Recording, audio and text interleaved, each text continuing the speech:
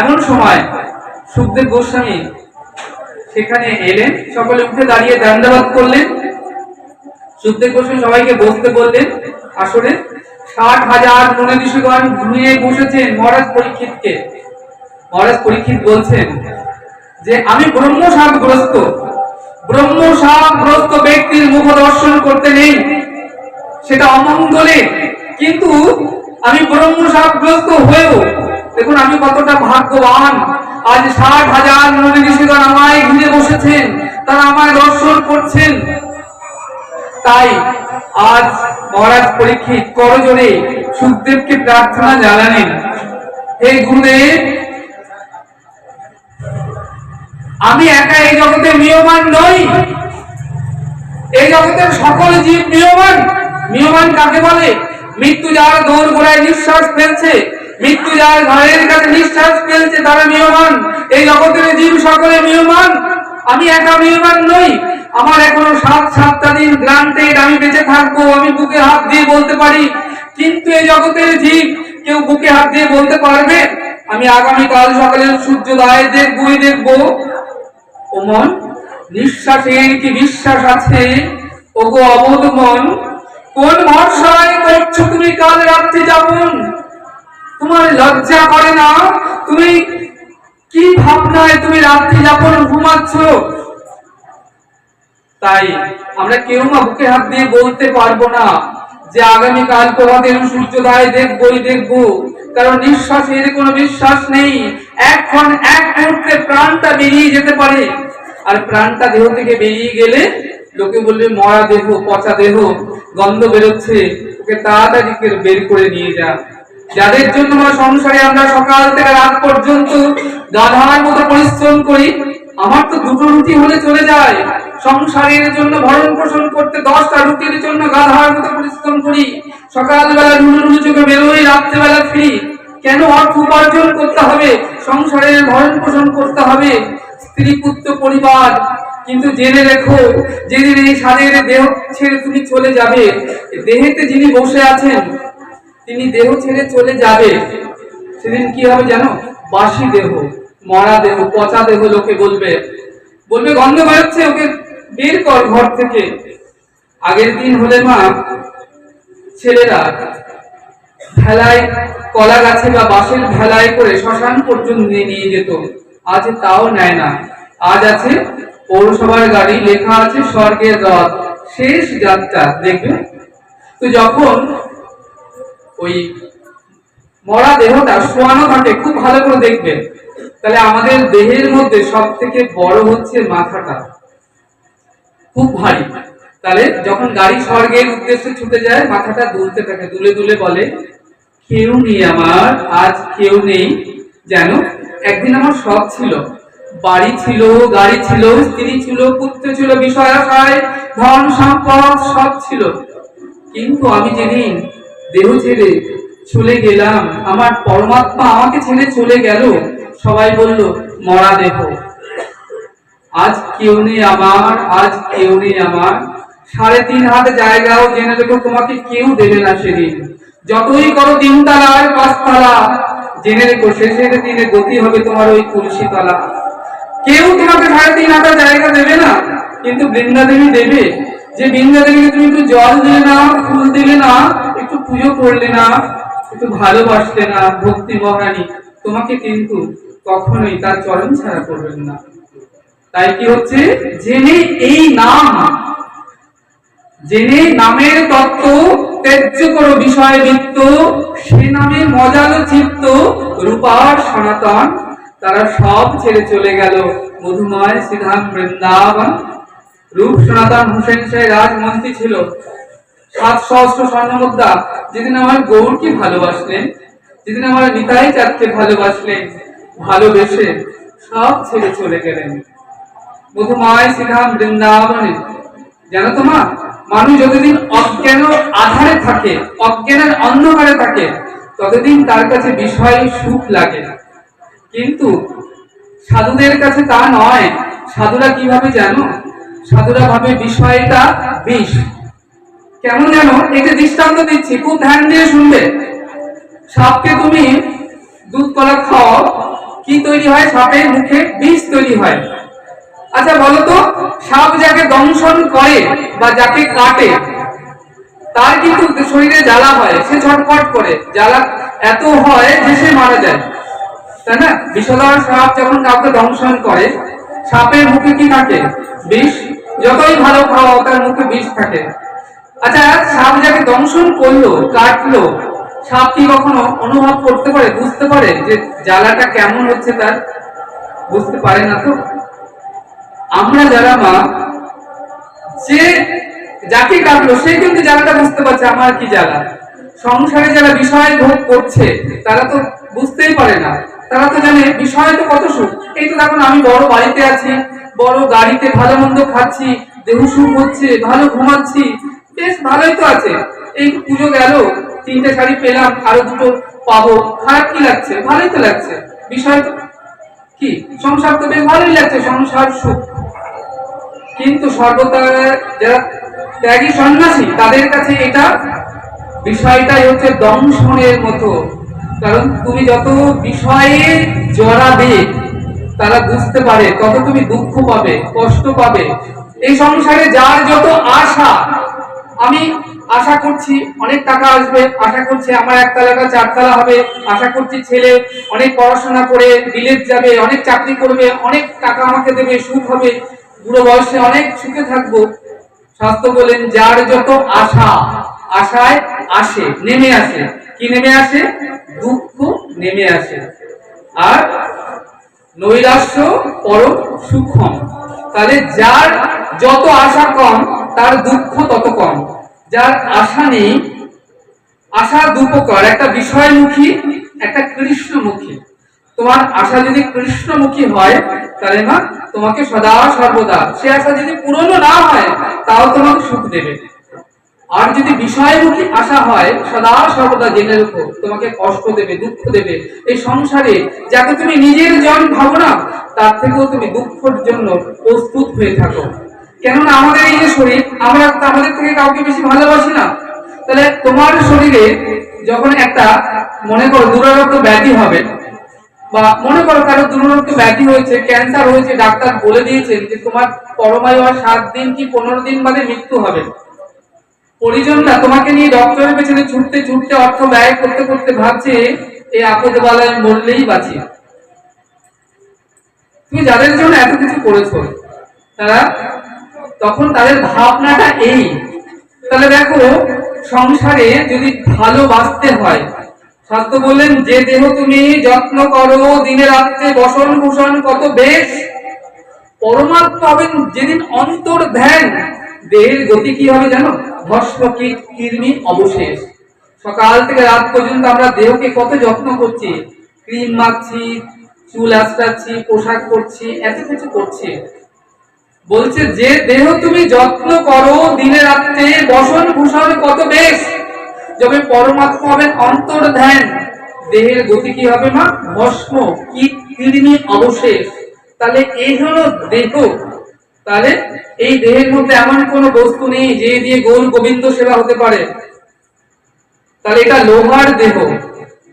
বললেন আছিলাম কীট, কীট মানে পোকা, মলের পোকা, লাগি তো বড়ই মিট, কারণ ওই মলগুলো খেতাম। গুরুদেব কানটি ধরে গৌর গোবিন্দ পদে বাঁধি দিলা কীট, বললেন পালাবি কোথায়? গুরুদেব আমাকে জানালেন, ওরে তোর ভজনে কে নিতাই, কে গৌর, কে রাধা মাধব, কে গোবিন্দ, কে জানালেন? ভজন কে জানালেন? শ্রী গুরুদেব আমাকে জানালেন। তাই শাস্ত্র বললেন তুমি যে এবার দেহটা পেয়েছো না, শারীরের দেহটা অতীব সুদূর লাভ, এমন দেহ হয় কি না হয়। তাই মা আমরা এমন দেহ পেয়েছি, দেহ পেয়ে নীতি নীতি হরি কথা কৃষ্ণ কথায় সরবর অবগমন করবে। অবগমন করলে কি হবে জানো? বিষয়ের তাপ দূরভূত হবে, আর তোমার কৃষ্ণ প্রেম ভক্তি লাভ হবে। সৎসঙ্গে সাধু সঙ্গে নিত্য এসো, হরিকথা নিত্য শ্রবণ করো। তাই আমাদেরকে এই সৎসঙ্গের আজকে যে আয়োজন দেখছো, শুভ রাস পূর্ণিমা, আমরা আস্বাদন করব। এখন মহারাজ একটু ভূমিকা বলে নিলাম, তাহলে সুবিধা হলো। মহারাজ পরীক্ষিত বসেছেন আসরে তোমাদের মতো হয়ে, কিভাবে বসেছেন? 7 দিন 7 রাত্রি বিনা আহারে বিনা নিদ্রায় তিনি একান্ত চিত্তে শ্রবণ করছেন হরিকথা। হরিকথা শ্রবণ করতে হয় আহার নিদ্রা বর্জন করে। একাগ্র। তোমার তৃষ্ণা কি? আহারের বস্তু কি? কৃষ্ণ কথামৃত। অমৃত। তাহলে অমৃত কাকে বলে? অমৃত যা পান করলে অমরত্ব লাভ হয়। তাহলে অমৃত হচ্ছে কৃষ্ণ কথামৃত। কৃষ্ণ কোথায়? কৃষ্ণ কথায়। মিষ্টি কোথায়? চিনি যেথায়। তাহলে কথামৃত। আজকে আমরা অমৃত পান করতে বসেছি। তাহলে অমৃত পান করতে গেলে অমৃত তরল পদার্থ পান করতে হবে কি করে? একটি পাত্র চাই। পাত্রটি কি? কর্ণপট। এটাকে বলে পাত্র। কর্ণপট দিয়ে তরল কথামৃত হৃদয়ে যেই প্রবেশ করবে, হৃদয়ের অজ্ঞানতা অবিদ্যা তিমির অন্ধকার কৃষ্ণ ভজনের পথে বাধা সব নিমিষের মধ্যে দূরীভূত হয়ে যাবে। তুলরাশিকে একটু দেশলাই দিলে যেমন বর্ষীভূত হয়ে যায়, তোমার চিত্তে কৃষ্ণ প্রেম ভক্তি উদয় হবে। ভগবান বললেন বিনা প্রেমে নাহি মেলে নন্দলালা। তাহলে প্রেম ছাড়া ভগবান আর কিছুতেই তুষ্ট হন না। তুমি যত সরকারি উপচারে তুমি ভোগ লাগাও না কেন, যদি প্রেম না থাকে, দু ফোঁটা নয়ন অশ্রু তাতে না বয়, তাহলে ভগবানকে যাই তুমি দাও না কেন সবকিছু নিরর্থক হয়ে যায়। ভগবান ছিল প্রেমে ভুকা। তাই আজকে সুখদেব গোস্বামী তিনি হরিকথা বলতে বসেছেন। শ্রীমদ ভাগবতে দশম স্কন্ধ কলেবর হচ্ছে ভাগবতে 60। প্রথম অধ্যায় থেকে 4র্থ অধ্যায় ভগবানের জন্মকথা, আর অর্থাৎ ভগবানের আবির্ভাব লীলা। আর পঞ্চম থেকে 39 অধ্যায় হচ্ছে ব্রজ লীলার কথা আছে। আর 40 থেকে 51 মথুরা লীলা। আর 52 থেকে 90 অধ্যায় আছে দ্বারকা লীলা। এই হচ্ছে দশম স্কন্ধের কলেবর। তার মধ্যে 29তম অধ্যায়, খুব ধ্যান দেবে, 30তম অধ্যায়, 31তম অধ্যায়, 32তম এবং 33তম, তাহলে 29 থেকে 33তম এই পঞ্চ অধ্যায়কে বলা হয় রাস পঞ্চোধ্যায়। যে রাস হলো ভাগবতে প্রাণ। আমাদের দেহে যেমন প্রাণ থাকে, তেমনি শ্রীমদ ভাগবতের প্রাণ হচ্ছে রাস অধ্যায়। তুমি যতই ভাগবত কথা শ্রবণ করো, কিন্তু যদি পঞ্চ অধ্যায় ভাগবত রাস শ্রবণ না করো, শাস্ত্র বললেন তোমার ভাগবত কথা শ্রবণ সম্পূর্ণ হলো না, অসম্পূর্ণ থেকে গেল। তাই আজকে আমরা এখানে আস্বাদন করব ভাগবতের প্রাণ, সেই রাস পঞ্চোধ্যায়। তা বলছেন ভগবান রসময় মূরতি, সেই আনন্দ স্কন্দ পরমানন্দ সচ্চিদানন্দ আনন্দ রসগণ বিগ্রহ, যিনি অনাদিরাদি গোবিন্দ সর্বকারণ কারণম, সেই সর্বকারণের কারণ গোলক বিহারী, তিনি কৃপা করে ভূলোকে নেমে এসেছেন। অর্থাৎ মধুময় শ্রীরাম বৃন্দাবনের 84 ক্রোশ ব্রজমণ্ডলের মধ্যে আবির্ভূত হয়েছেন, হয়ে মধুর মধুর লীলা বিলাস করছেন।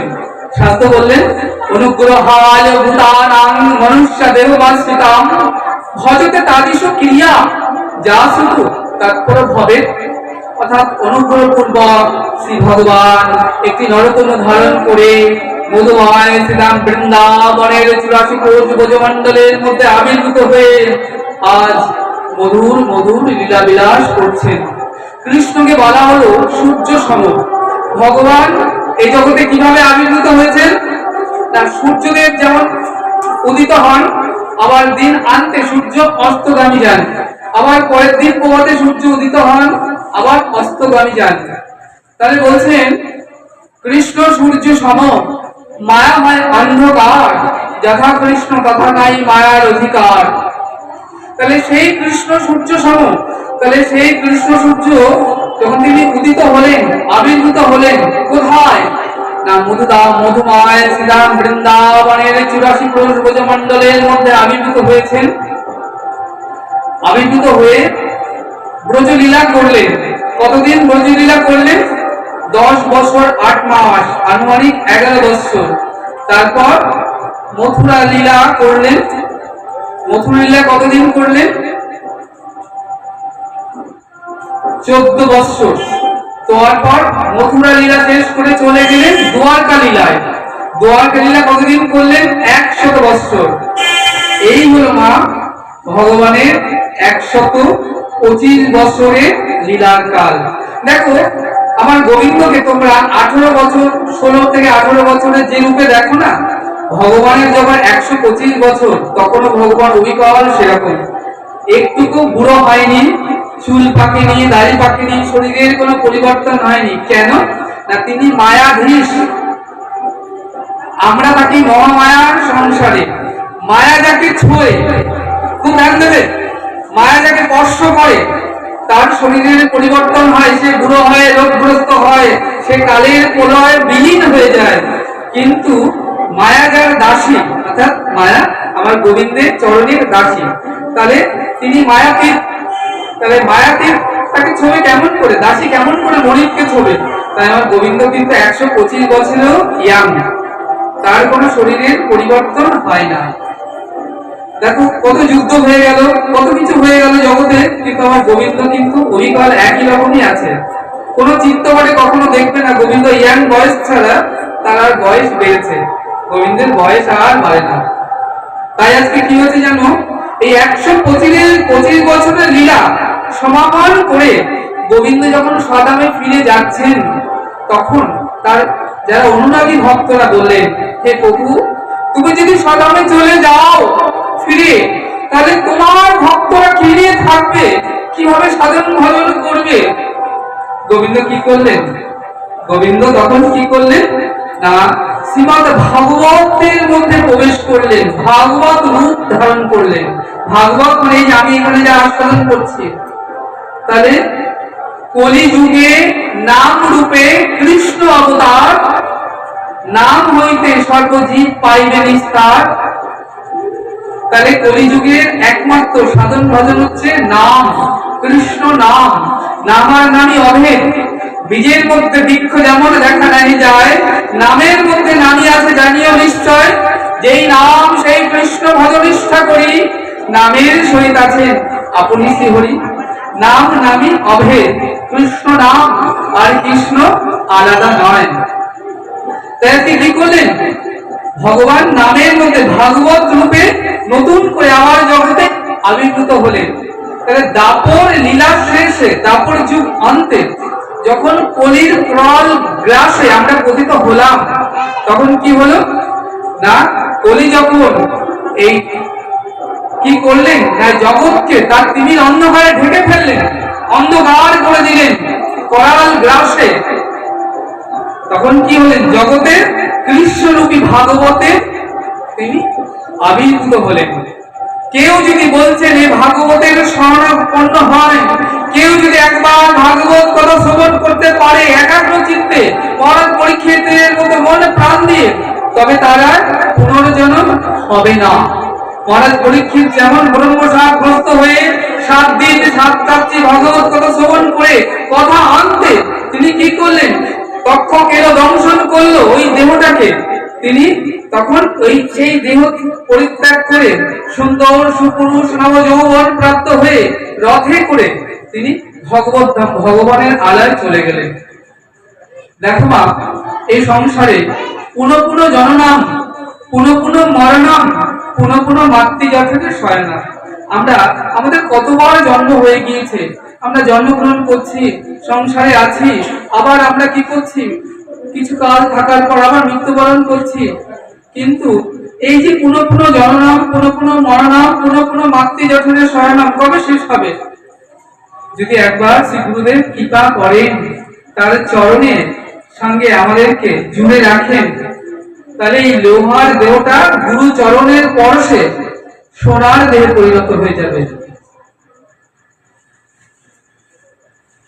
তাই আজকে কি করলেন, আমরা ভাগবতকে পেলাম। তাহলে এই ভাগবত এই সংসারে সকল অন্ধকারকে বিদূরিত করে দিল। যে তার আশ্রয়ে আসবে, মনে করো কিরকম, এই জগতে এখন রাতের বেলা সব লাইট অফ করে দাও, অফ করে দিলে কি হবে, আধার হবে, অন্ধকার হবে, তখন কেউ কাউকে দেখতে পাবে না। কিন্তু একটা মোমবাতি জ্বালাও, আধারে তো একটা মোমবাতি যথেষ্ট ভূমিকা রাখে। কিন্তু এমন সময় যদি আকাশে সূর্যতে উদিত হয়ে গেল, তাহলে কি হবে? সর্বজগৎটা আলোয় ঝলমল করে উঠবে। তাহলে ভাগবত হলো তদ্রূপ, যে কেউ যদি ভাগবত রূপ তরিতে একবার আশ্রয় গ্রহণ করতে পারো, তাহলে জেনে রেখো সে চলে যাবে।